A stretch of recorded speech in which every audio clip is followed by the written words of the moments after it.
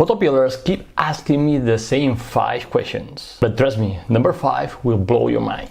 Let's go! Can I transfer my PhotoPills license from iOS to Android and vice versa? The answer is no, because Apple and Google are the ones selling the apps. And of course, none of them want to lose users. So they've created complete different ecosystems and license systems. And thus, it is not possible to migrate your PhotoPills license from Android to iOS or from iOS to Android. Sorry guys. Can I calibrate the augmented reality views? Sometimes they are off. Yes, of course, you can calibrate the augmented reality views, and how you can do it in the planner? Very easy. The first thing you need to do is to place the red pin where you are. So you tap on the plus button and tap on the GPS coordinates, the GPS button here, the first one on the left, and the red pin will be placed where you are. And then when you want to use the AR view, for example, the AR or night AR view, you tap on the AR view, and if you set the date, if the real sun, now you double tap on the AR view to set the date and time to now. And now the picture of the sun should be on the real sun. If it is not on the real sun, you just need to tap on visual calibration here and drag your finger on the screen, drag the screen and place the picture of the sun on the real sun, and then tap confirm calibration. That's great. This also works for the night AR view. If you tap the night AR button and you're applying a Milky Way shot in the field and you want to know if the Milky Way is going to be in the right spot, in the correct spot, you need to tap on the visual calibration. And if you're planning the shot before sunset, you can always put the picture of the sun on the real sun to calibrate the view. So now you are sure that what you're seeing is correct, that the Milky Way position, it is correct. Cool. How do I search for a location in the planner? Yes, you can search for locations in the planner, but it's pretty hidden or bad. So we're now working on a new redesign which will make the search option more obvious. So how do you find locations? How do you search for locations? You need to tap on the low button, and here on the top appears a search bar, and now you can just type the name of locations, for example, New York, and you tap on New York here in the results, and the red pin will be placed at New York. Easy. How do I edit the name of a plant or a buoy? Again, in the current version, it is not really easy to do it.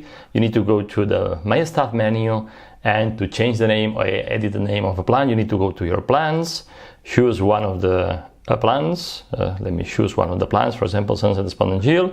And now you have the edit button on the top right hand corner. Tap on edit, and you can change the name if you want, and then save, and the name is changed. How do you do it for the points of interest? Again, you go to My Stuff, Points of Interest, you go to my list here of points of interest, you choose your point of interest, and here you need to tap on the eye icon in the box of the point of interest to get the point of interest sheet. And now you have the edit button on the top right hand corner. You tap it and you can change the name and add US, for example, and tap on save, and that's it. The name is updated. And finally, one of the most important questions: can I work offline with PhotoPills? Yes, you can. And actually, I usually work offline in our expeditions all around the world. So you should know that if you use the AR views in the sun pill or the moon pill or the night AR pill, these pills here use your GPS coordinates to locate where you are and the data and time of your phone,